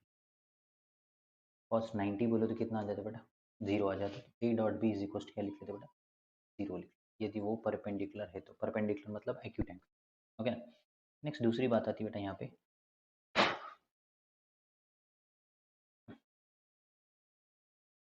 Cos theta का formula A dot b is equal to अपन ए मैग्नीट्यूड लिख लेते हैं, और उसके साथ इसमें अगर वेक्टर प्रोडक्ट अगर लिखना चाहते हो तो क्या लिख लेते बेटा, कॉस थीटा का, cos theta is equal to ये स्केलर में A one A two plus B one B two plus C one C two upon under root of क्या लिख लेते बेटा, A one square plus B one square plus C one square, उसके बाद under root of A two square plus B two square plus C two square, ये हो गया vector product scalar में अगर एंगल निकालना है तो। ओके, वेक्टर में ऑलरेडी मैंने बताया था आपको। उसके बाद आती है बेटा projection of A on B, ये वाला देख लो बेटा, फर्स्ट ये सेकेंड थर्ड, प्रोजेक्शन ऑफ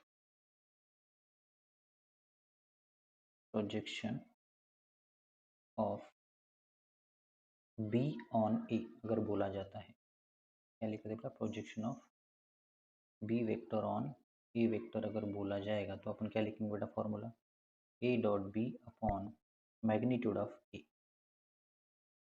अगर यहाँ पे जब similarly projection of A on B बोलेंगे, समझो projection of A on b vector, a on b vector अगर बोला जाता है तो क्या लिख लेते बेटा अपन यहाँ पे, a dot B vector, a dot B vector upon क्या लिख लेते हैं, मैग्नीट्यूड ऑफ ए वेक्टर। ठीक है, सेम बेटा, ए डॉट बी, तो similarly projection of A on b या बी ऑन ए, दोनों में कुछ भी बोला तो अपन इसको ऐसे यूज कर सकते हैं, थोड़ा ध्यान देना। ठीक है ना। नेक्स्ट चलते बेटा कुछ प्रॉपर्टीज, जैसे कि आपको वेक्टर इसमें, और इसमें देखो बेटा साइन क्रॉस में, अपन क्रॉस प्रोडक्ट अगर देखते हो तो उसमें साइन थीटा का भी फॉर्मूला आता है आपको, साइन थीटा का फॉर्मूला। तो यहाँ पे मेन देखते हैं बेटा कि जो आपको इंपॉर्टेंट रिजल्ट है, इंपॉर्टेंट रिजल्ट मतलब देखो बेटा यहाँ पे ए वेक्टर दिया और यहाँ पे माइनस बी वेक्टर बोला, और इक्विवेलेंट तो क्या लिख लेते बेटा इसको, minus a dot B vector is equal to minus A vector and b vector, ऐसे भी आप लिख सकते हो। यदि दूसरी प्रॉपर्टी आपको बोला गया बेटा ए प्लस बी वेक्टर, इसका अगर होल स्क्वायर बोला गया तो क्या लिखेंगे बेटा, mod A whole square plus mod B whole square plus two A vector and magnitude of B vector, या two A vector B vector भी लिख सकते, मॉड की गरज नहीं है, two A vector and two B vector अपन लिख सकते।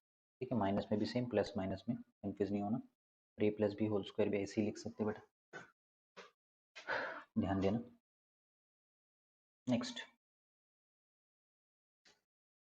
वेक्टर प्रोडक्ट टू वेक्टर्स, ठीक है, जैसे वेक्टर प्रोडक्ट में था इसमें क्रॉस भी आएगा बेटा, क्रॉस बोले तो साइन थीटा का फॉर्मूला आपको पता है, साइन थीटा इज इक्वल क्या लिख लेते बेटा, mod a cross b upon magnitude of क्या लिख लेते बेटा, magnitude of a and magnitude of क्या लिख लेते, बी, मैग्नीट्यूड बी लिख लेते। ओके, ये साइन थीटा के लिए याद रखना, ए क्रॉस ए कभी भी जीरो होता है बेटा, बी क्रॉस बी भी जीरो होता, सी क्रॉस सी भी जीरो हो सकता, वो ध्यान देना। ठीक है ना।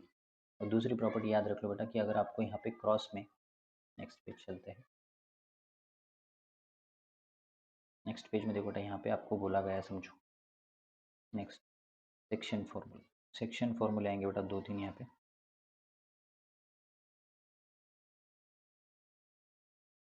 सेक्शन फॉर्मूले में सबसे पहला फॉर्मूला है बेटा अपने पास, वो है अपना इंटरनली और externally.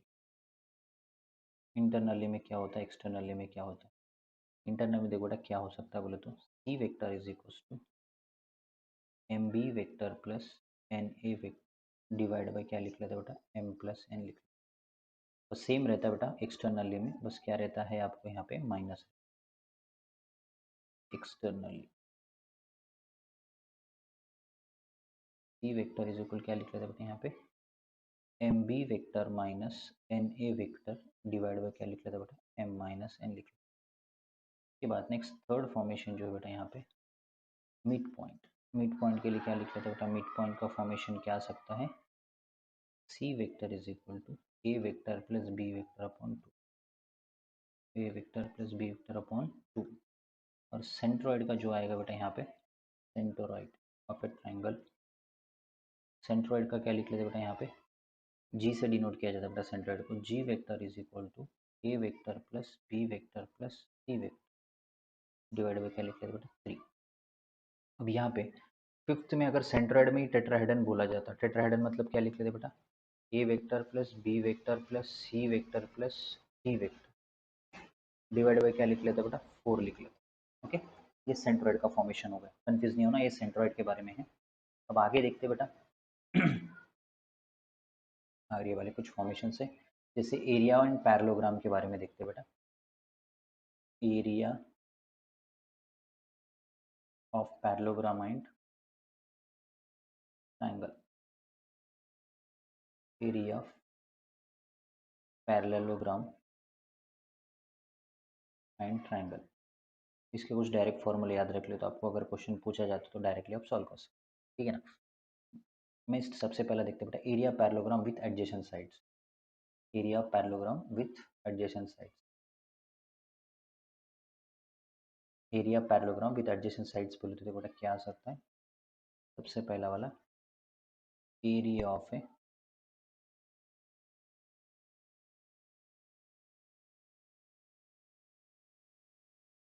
Parallelogram with adjacent sides, with adjacent side क्या आ सकता है बेटा, विथ एडजेसेंट साइड बोले तो हाफ इंटू ए क्रॉस बी लिख लेते, ठीक है।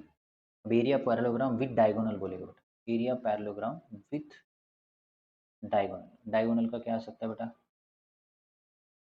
डायगोनल का क्या आएगा बस आपको of into D1 and D2, D1 and D2 कर देने का। ओके, तो एडजेसेंट साइड्स में मुझे लगता है यहाँ पे ऑफ नहीं आ सकता है, यहाँ पे जो ऑफ दिया गया बेटा ये जरूरत नहीं, ए क्रॉस बी लिखते, विथ डायगोनल बोले तो ऑफ आ सकता है D1 क्रॉस D2। नेक्स्ट उसके बाद area of triangle,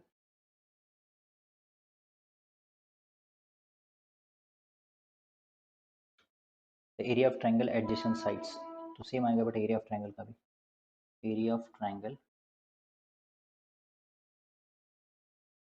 area of triangle with adjacent sides, with adjacent sides का भी सेम आएगा बेटा, ऑफ इंटू क्या लिख लेता है बेटा ए क्रॉस बी लिख लेते, ए क्रॉस बी। डायगोनल के लिए क्या लिखना पड़ेगा, D1 क्रॉस D2 बोल के लिख सकते, वो थोड़ा ध्यान देना बेटा अच्छे से, बाकी निकल जाए, ठीक है। अब दूसरी बात देखो बेटा, एक प्रॉपर्टी है यहाँ पे मोस्ट इंपॉर्टेंट प्रॉपर्टी, कभी भी पूछी जाती है बेटा ये, तो अगर समझ लो बेटा यहाँ पे ए क्रॉस दिया है, बी क्रॉस दिया और दोनों के बीच में प्लस दिया, और बी क्रॉस सी दिया है और प्लस सी क्रॉस सी दिया, तो इसका आंसर सीधा आप क्या लिख लेते हो बेटा, इज इक्वल टू 0 लिख, ओके। बहुत सारे प्रॉपर्टीज है, ऐसे थोड़ा ध्यान देना बेटा। ए क्रॉस बी प्लस, आपको यहाँ पे एक छोटी सी आइडिया देता हूँ कि आपको याद है कि बेटा यहाँ पे ए क्रॉस ए अगर रहता है तो उसकी वैल्यू 0 आती बेटा, यदि बी क्रॉस बी रहता तो भी उसकी वैल्यू क्या आती बेटा, 0 आती।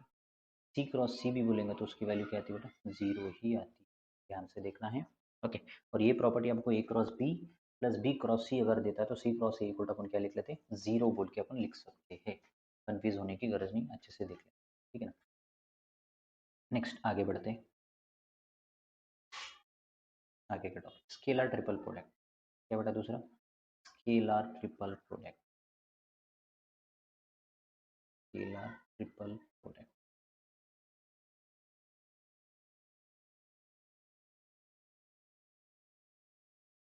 स्केलर ट्रिपल प्रोडक्ट में देखो बेटा, सबसे पहले आपको एक प्रॉपर्टी अच्छे से याद रखनी है, a dot B dot c, इसके इक्वल में क्या आ सकता है बेटा, आपको a dot b cross c लिख लेना पड़ेगा, a dot b cross c कर लेते तो उसको क्या आती बेटा, आपको एक दूसरे की इक्वेट हो सकती, मतलब डिटर्मिनेशन किए तो हो जाता, कोई ज़्यादा परेशान होने की गरज नहीं, ठीक है ना। अब यहाँ पे स्केलर ट्रिपल प्रोडक्ट में अगर रिपीटर वेक्टर हो रहे बेटा, A vector B vector and ये वेक्टर हो रहा है तो उसकी वैल्यू 0 लिख सकते हैं आप, कोई भी रिपीट वेक्टर हो रहा है, जैसे समझ ले बी वेक्टर ए वेक्टर और यहाँ पे बी वेक्टर रिपीट हो रहा है, उसकी वैल्यू भी क्या होती है बेटा, 0। या सी वेक्टर और यहाँ पे ए वेक्टर और सी रिपीट हो रहा मतलब उसकी वैल्यू क्या थी बेटा 0। ये प्रॉपर्टी ध्यान देना अच्छे से, जब भी स्केलर ट्रिपल प्रोडक्ट करते होते तब आपको काम आ सकता है। ओके, और आपको पता है बेटा इसमें डायरेक्शन अगर क्रॉस में भी याद है कि अगर ए क्रॉस बी है तो अगर मुझे डायरेक्शन चेंज करना है तो माइनस बी क्रॉस ए लिख सकता हूँ, या सी क्रॉस बी है उसका अगर मैंने डायरेक्शन चेंज किया तो क्या लिखता है माइनस बी क्रॉस सी बोल के लिख सकता हूँ। ठीक है, नेक्स्ट चलते हैं। ये प्रॉपर्टीज ज़्यादा ध्यान देना बेटा, कन्फ्यूज नहीं होना है, कन्फ्यूज होंगे तो परेशान हो जाएंगे। तो और एक प्रॉपर्टी देख लो बेटा, यहाँ पे ए वेक्टर प्लस बी वेक्टर दिया है, बी प्लस सी दिया है, या सी प्लस ए दिया है। अब इसको सॉल्व करने की गरज नहीं बेटा, बस इसको याद रख लो, टू ए डॉट बी डॉट सी, बात खत्म। कोई टाइम वेस्ट करने की गरज नहीं, बस सॉल्व करने की गरज नहीं, सीधा आंसर लिख लेते हो, बट ये फॉर्म में आना चाहिए क्वेश्चन। नेक्स्ट उसके बाद ए प्लस बी प्लस सी के साथ साथ अगर समझ लो यहाँ पे प्लस की जगह मुझे दो भी माइनस दिया, ए माइनस बी दिया, या B vector minus C vector दिया, बी वेक्टर माइनस सी वेक्टर, या सी वेक्टर माइनस ए वेक्टर दिया, इसकी वैल्यू क्या आ सकती है बेटा, डायरेक्ट आके बंद करके जीरो लिख सकते। क्या लिख लेते बेटा, जीरो लिख लेंगे। और यदि आपको अगर यहाँ पे बोला गया कि ए क्रॉस बी वेक्टर और बी क्रॉस सी वेक्टर बोला जाता है, या सी क्रॉस ए वेक्टर बोला जाता है, तो इसको अपन क्या लिख लेते बेटा, सीधा A vector plus B vector plus C vector, मतलब डॉट लिखना पड़ेगा, A vector dot B vector dot C, इसको अपन क्या लिख लेते हैं, होल्स। ये ध्यान देना बेटा, बहुत इंपॉर्टेंट प्रॉपर्टी, अच्छे से याद रख लेना, क्लियर हो जाए। नेक्स्ट, ये चैप्टर कैसा मतलब थोड़ा सा कंफ्यूज करता है बेटा, क्योंकि इसमें ज़्यादा से ज़्यादा प्रॉपर्टीज हैं, उसलिए थोड़ा सा कंफ्यूज हो सकता है, उसलिए ज़्यादा इसका टेंशन नहीं लेना है, आराम से हो जाएगा, बस थोड़ा सा एंगल वाले क्वेश्चन पे ज़्यादा ध्यान। देखो बेटा दूसरी बात आती है volume of parallelopiped. Volume of parallelopiped का फॉर्मूला देखो बेटा,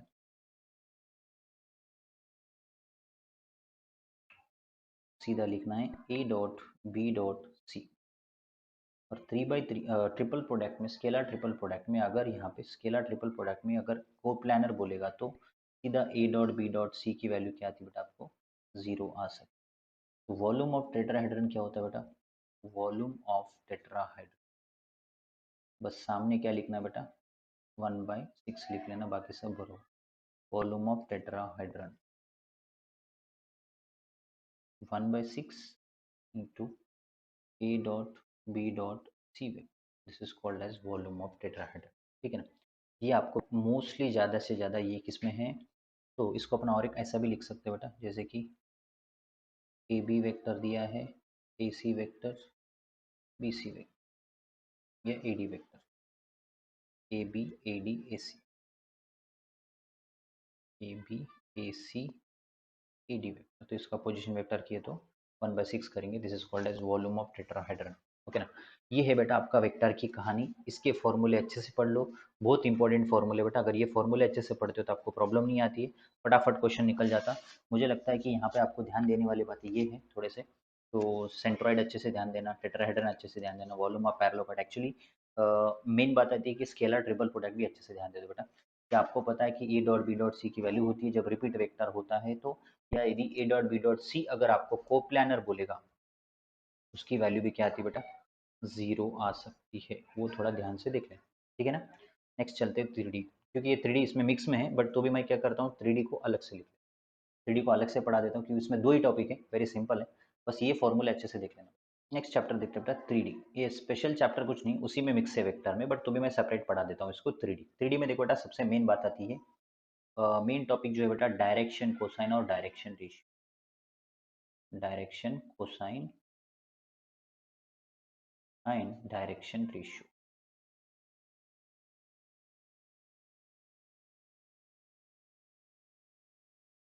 ठीक है, तो डायरेक्शन कोसाइन बोले तो क्या होता है बेटा, यहाँ पे मेन बात L is equal to cos alpha, M is equal to cos beta, और N is equal to cos gamma. तो इसके लिए एक फॉर्मूला है बेटा, l square plus m square plus n square equal to 1। L की जगह अगर ये पुट करने के तो फॉर्मूला क्या फॉर्म होता है बेटा, cos square alpha plus cos square beta plus cos square gamma is equal to क्या आता है बेटा 1। ठीक है, अब इसके बाद रेशियो में क्या होगा बेटा, l upon a is equal to m upon b is equal to n upon c is equal to lambda. ठीक है ना। अब इन दोनों के भी रिलेशन में अगर आपको कोई रेशियो दिया जाता है, relation between direction cosine and ratio, relation between direction ratio and direction cosine, relation between direction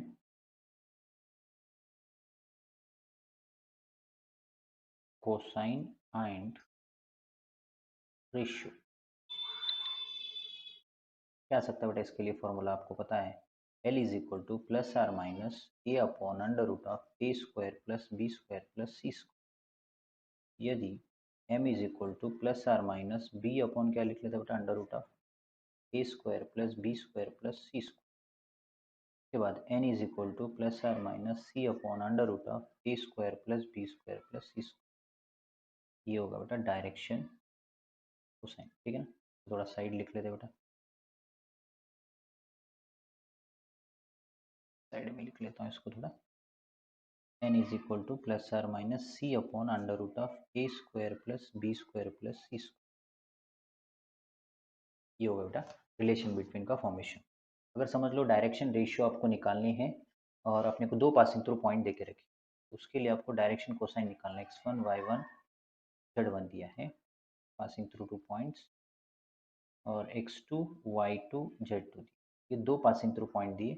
इससे आपको क्या निकालना है, डायरेक्शन कोसाइन निकालने के लिए आपको क्या करना पड़ेगा, सबसे पहले x2 minus x1 y2 minus y1 z2 minus z1, इससे आपको क्या निकल जाता है, डायरेक्शन कोसाइन निकल जाता है, क्योंकि दोनों सेपरेट किया तो एक रेशियो आ जाता है, उस रेशियो को अपन डायरेक्शन कोसाइन लिख लेते हैं।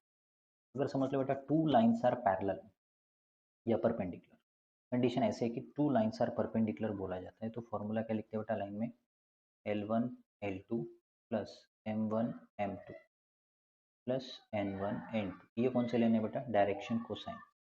अगर नॉर्मल वाले लेंगे तो क्या होता है बेटा, A1 A2 plus B1 B2 plus C1 C2 is equal क्या लिख लेते बेटा, 0। यदि दो लाइन अगर परपेंडिकुलर है तो ये अपन इसका फॉर्मूला लगा लेते बेटा डायरेक्शन कोसाइन का, रेशियो के लिए ये लगा लेते।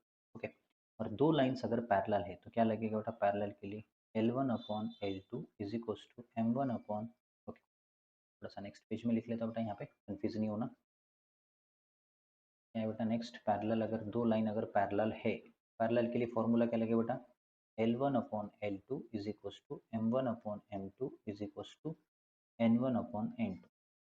अदरवाइज और रेशियो के हिसाब से देखें तो क्या लेंगे बेटा, A2 is equal to B1 B2 is equal to C1 C2, ये यूज़ कर सकते। ठीक, ध्यान से देख लेना। दूसरी बात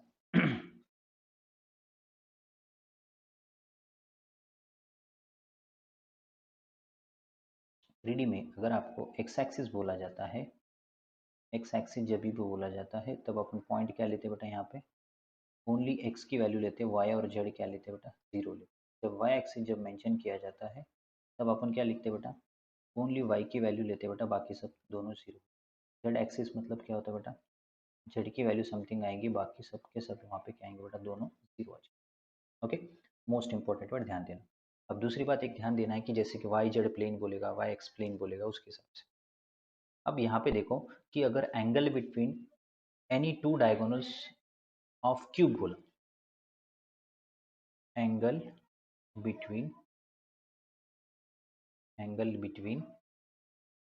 any two diagonals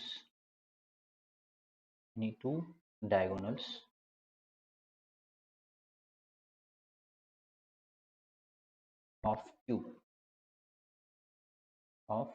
cube is given by cos inverse of 1/3। Directly लिख सकते, कोई सॉल्व करने की गरज नहीं है, डायरेक्टली आपको cos इनवर्स ऑफ 1/3 लिख लेते। ओके, एलिमेंट दिया है और direction cosine the maximum value क्या लिख लेते बेटा, L1 L2 ऐसे लिख सकते। तो cos इनवर्स अब ध्यान देना है कि बहुत इंपॉर्टेंट टॉपिक है बेटा ये, इसमें से एक आधा क्वेश्चन आ सकता है, अच्छे से ध्यान दे देना। बहुत बेस्ट फॉर्मूले वही है, ज़्यादा रेशियो डायरेक्शन कोसाइन पूछेगा या आपको एल एम परपेंडिकुलर बोलेगा या पैरेलल बोलेगा, उसमें से आपको इसको ध्यान देना। चलते हैं नेक्स्ट टॉपिक पे बेटा। हेलो गाइस, नेक्स्ट चैप्टर देखो बेटा, लाइन। लाइन में क्या है थोड़ा सा देख लेते हैं। लाइन में मेरे ख्याल से दो टाइप के इक्वेशन रहेंगे, एक होगा वेक्टर इक्वेशन और एक होगा कार्टेशियन इक्वेशन, ठीक है ना। और पिछले जो वीडियो अपन पिछले जो इसमें देखा था टॉपिक बेटा, वेक्टर, वेक्टर मोस्ट इंपॉर्टेंट है बेटा, वेक्टर से पूरा पढ़ लेना, कुछ छोड़ना नहीं वेक्टर से बेटा, क्योंकि वेक्टर से ज़्यादा क्वेश्चन आपको आ सकते हैं, ठीक है। तो अब चलते बेटा लाइन पे। लाइन में देखो बेटा मेन क्या आती है, सबसे पहले देखो बेटा लाइन में दो टाइप के इक्वेशन होते हैं, एक होता है वेक्टर और एक होता है कार्टेशियन। वेक्टर में क्या लिख ले बेटा, are vector is equal to a plus lambda b, और इसमें कार्टेशियन इक्वेशन बोले तो क्या आ सकता है बेटा,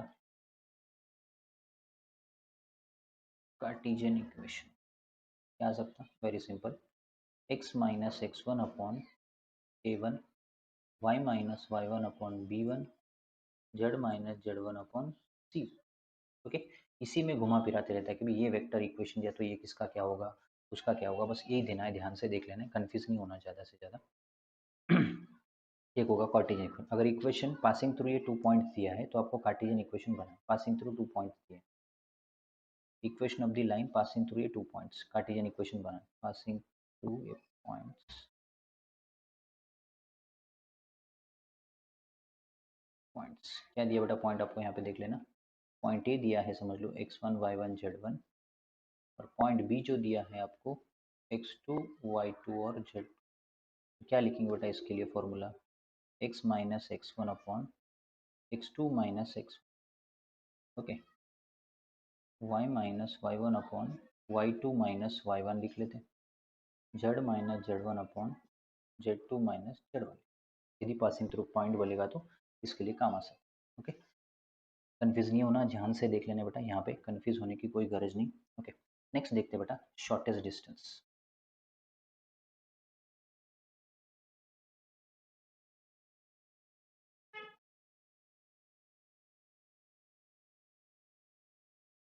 shortest distance in vector form, vector form में क्या बेटा, are vector is equal to A vector plus lambda B one, और सेकंड इक्वेशन में A two vector plus lambda B two. तो फॉर्मूला क्या लगेंगे बेटा आपको यहाँ पे,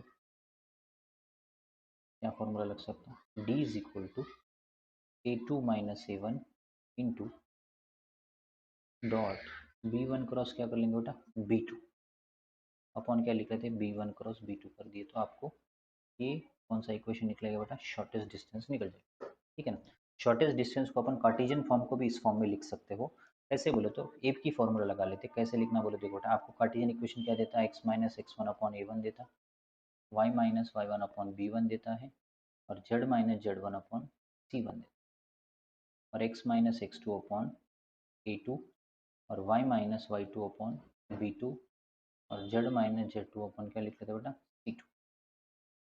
बस आपको पता है बेटा पहला वाला लाइन निकालने के लिए वेक्टर का ए वन बी वन सी वन, ये वाली लाइन निकालेंगे बेटा ए वन की, और ये दूसरी बी वन पोजिशन वेक्टर बोलो तो ये आ सकते हैं, तो निकालो तो अपने को शॉर्टेस्ट डिस्टेंस निकल जाता है। अब अगर समझ लो दो शॉर्टेस्ट डिस्टेंस जो वेक्टर इसके लाइन से बेटा, दो किसके lines, this two lines are intersect हो रहा है, उसके लिए फॉर्मूला क्या रहता है बेटा, x two minus x one Y two, इधर लिख लेता हूँ, यहाँ पे थोड़ा सा प्रॉब्लम आएगी, दो जो कौन सा इक्वेशन बेटा, शॉर्ट कार्टेशियन इक्वेशन, वो अगर आपको इंटरसेक्ट हो रहे तो उसका वैल्यू निकालनी है, तो x two minus x one Y two minus Y one Z two minus Z one,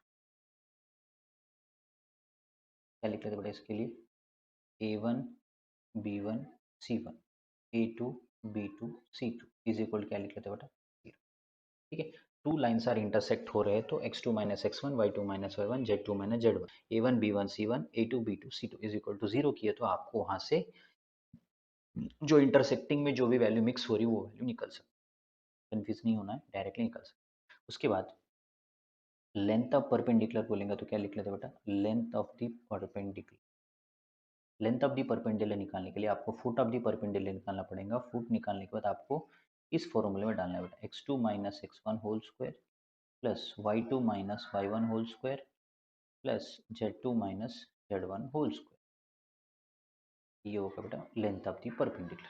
length of the perpendicular p point आपको देके रहता, फुट ऑफ दी परपेंडिकुलर निकालना बेटा, जैसे कि ए बी इज परपेंडिकुलर देके आप ये पॉइंट आपको निकल जाता है, ठीक है ना।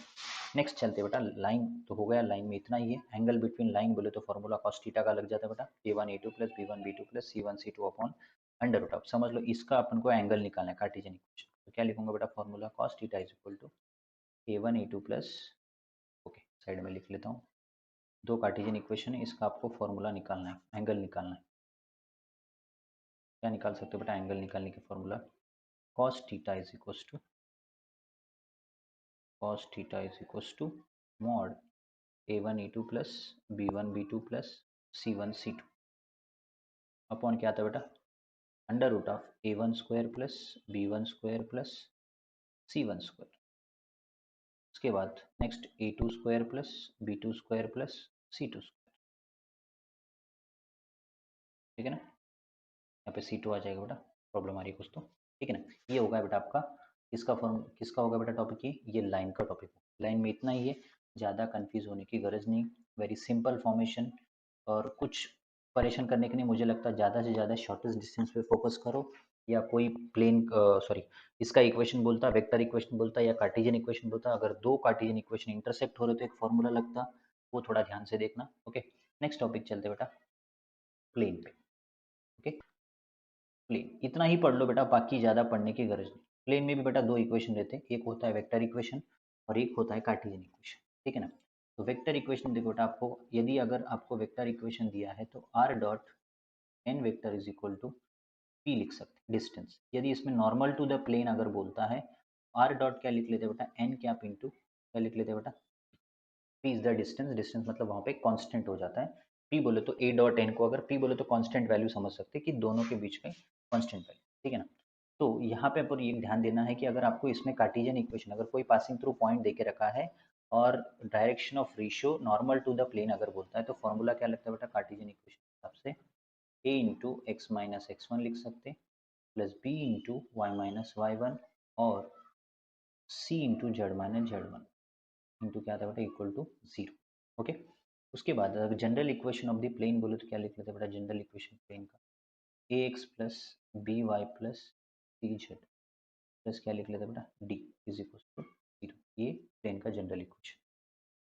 तो प्लेन का अगर इंटरसेक्टिंग फॉर्म बोले तो क्या आ सकता है बेटा, intercept x by a plus y by b plus z by c is equal to 1 लिख लेते हैं 3D के हिसाब से। और उसके बाद perpendicular distance of the plane बोले तो फॉर्मूला क्या लगता है बेटा, perpendicular distance of the plane. तो perpendicular distance of the plane बोले तो d इज इक्वल टू क्या लिख लेते बेटा यहाँ पे, d is equal to a x one plus B y one plus C z one plus d upon क्या लिख लेते बेटा यहाँ पे, under root of A square plus B square plus C square. ये अपन फॉर्मूला लिख सकते हैं perpendicular distance from the plane. Okay, next आती है बेटा दूसरी बारी, angle between plane and, angle between plane का फॉर्मूला क्या लगेगा बेटा, cos theta. Angle between plane, only plane बेटा not line, angle between plane.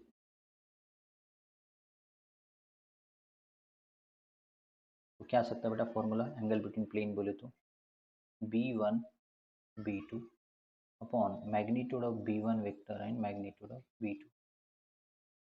उसके साथ साथ अगर आपको cos थीटा में angle between plane and line बोले, angle between line and plane अगर बोला जाता है, लाइन एंड प्लेन अगर बोलता है तो क्या लिखेंगे बेटा फॉर्मूला अपन यहाँ पे, cos theta is equal to की जगह क्या आएगा बेटा, sin theta is equal to b dot n vector upon magnitude of B vector and magnitude of n vector. ये होगा बेटा sin थीटा का फॉर्मूला। अच्छे से ध्यान देना बेटा, कंपलसरी यहाँ से भी क्वेश्चन पूछे जाते हैं, मोस्ट इंपॉर्टेंट क्वेश्चन है बेटा ये, एंगल बिटवीन लाइन प्लेन। अगर यहाँ पे कई बार आपको इतनी फॉर्मूले याद रखो बेटा, कार्टेशियन में कैसे लिखना है, कार्टेशियन का फॉर्म क्या है, वेक्टर फॉर्म क्या है, और उसमें अगर परपेंडिकुलर रहा तो क्या है, परपेंडिकुलर डिस्टेंस में क्या आता है। ओके, और कई बार ऐसा होता है कि यहाँ पे ये और ये बी वेक्टर है बेटा, बी वेक्टर मतलब आपको एक लाइन का भी लेना है और एक इसका लेना है बेटा। ये अपना क्या होगा बेटा, a1 b1, ये एन वेक्टर है, स्मॉल एन वेक्टर, ध्यान से देखना। नेक्स्ट आगे बढ़ते बेटा, कि यहाँ पे कई बार ऐसा होता है कि अगर एक प्लेन का डिस्टेंस, परपेंडिकुलर डिस्टेंस या कुछ अगर निकालना है तो उसके लिए भी फॉर्मूला रहता है बेटा वेक्टर का। क्या लिखते हैं बेटा, p vector is equal to A dot n cap upon magnitude of n is equal to, okay. कोई भी एक वेक्टर इक्वेशन दिया है, किसका, प्लेन का इक्वेशन दे के रखा है, और वो आपको क्या है बेटा, डिस्टेंस निकालना है दोनों का, प्लेन और एक लाइन का डिस्टेंस निकालना है। कौन से लाइन का, वेक्टर लाइन का। तो एन कैप बोले तो आपको ऑलरेडी पता है बेटा, एन कैप का फॉर्मूला क्या है, n vector upon magnitude of, क्या लिख लेते बेटा, एन वेक्टर। ठीक है, प्लेन में इतना ही पढ़ना है और बहुत अच्छे से पढ़ना है। दो टाइप की इक्वेशन यहाँ पे, कार्टेशियन इक्वेशन और वेक्टर इक्वेशन। परपेंडिकुलर बोले तो क्या लिखना है, एंगल बिटवीन प्लेन बोले तो क्या है, angle between line and plane बोले तो भी फॉर्मूला है आपके पास। ओके, ये ध्यान देना। नेक्स्ट चलते हैं आगे।